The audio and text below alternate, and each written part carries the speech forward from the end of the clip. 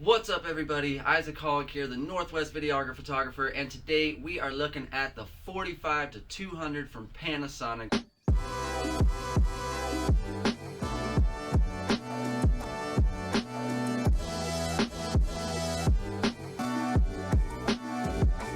What's up, everybody? Isaac Hollick. I'm the Northwest Videographer Photographer.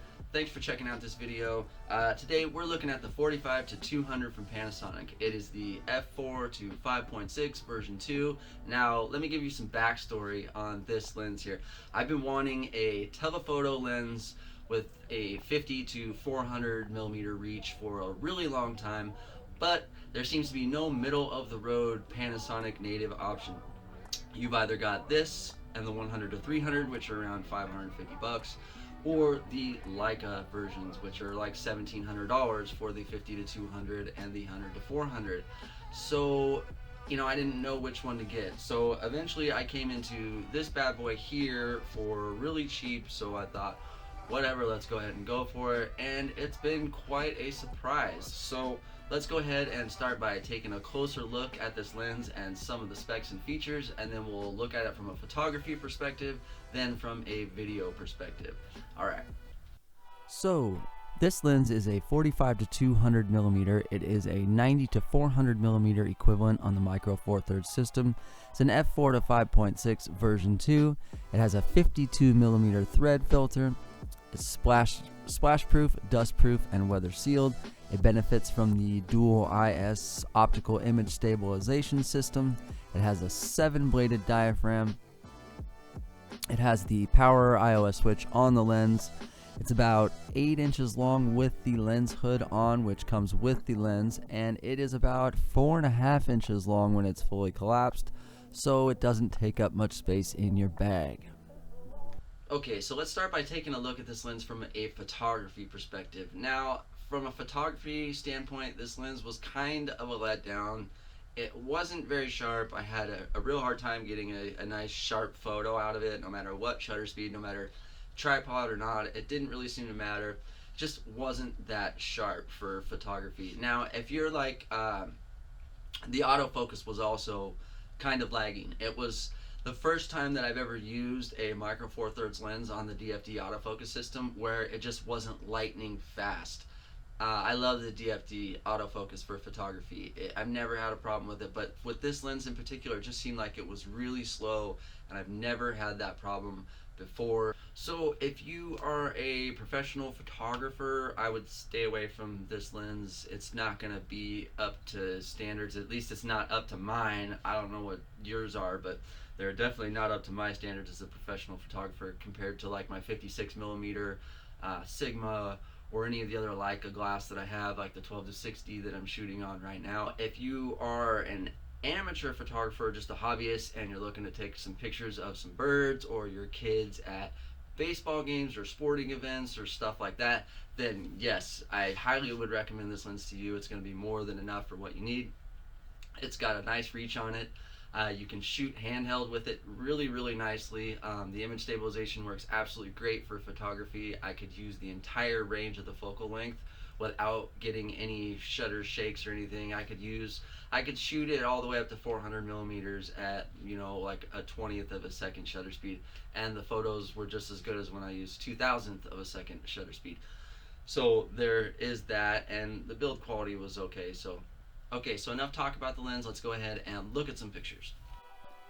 So here we have a shot of the full moon at 400 millimeters. This was done on a tripod. Now we have it zoomed in with the 2x digital image zoom on the GH5. Here's a backlit shot of some flowers. It handles chromatic aberration very well. It has a very nice shallow depth of field.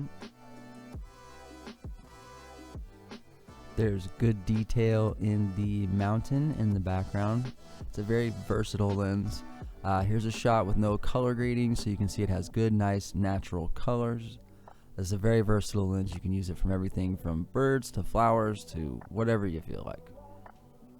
Okay, now let's talk about this lens from a video perspective. Now, from a video perspective, this lens was really quite a surprise. It was actually pretty sharp in the 4K video. I got some footage that I'm going to show you here in just a second, but The image stabilization was great. I could use it handheld at 400 mil and get perfectly stable footage. The video was nice and sharp.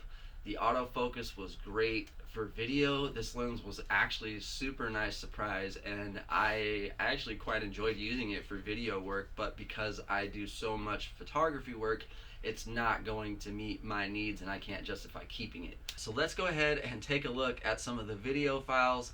I got some footage of this little chipmunk I've named Chip that's always raiding the bird feeder out on my back porch, and I got some footage of some birds and some flowers and all sorts of random stuff. So let's go ahead and look at that footage.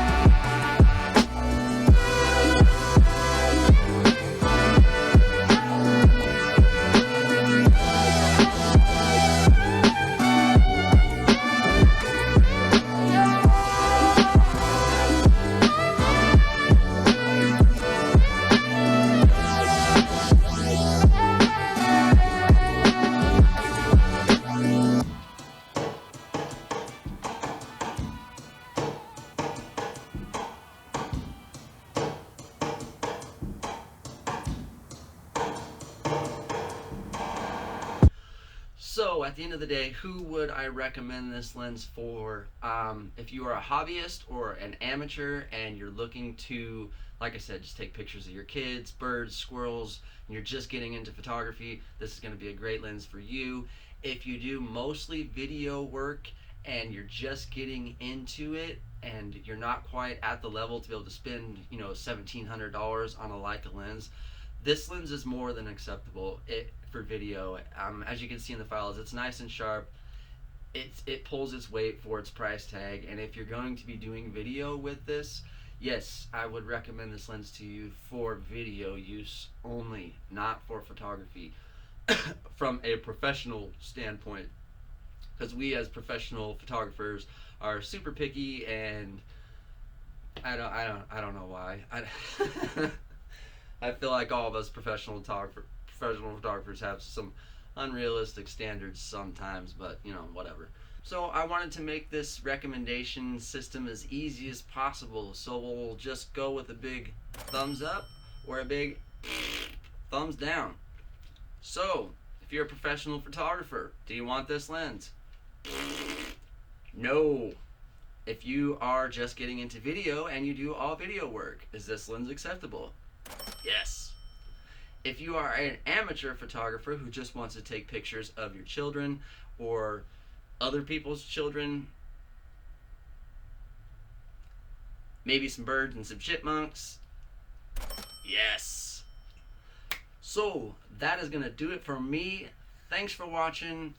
Hope everybody's okay. Hope you and your families are all safe with all the COVID crisis going on. So, okay, stuck at home. Lots of videos to come. Alright, cool. Peace.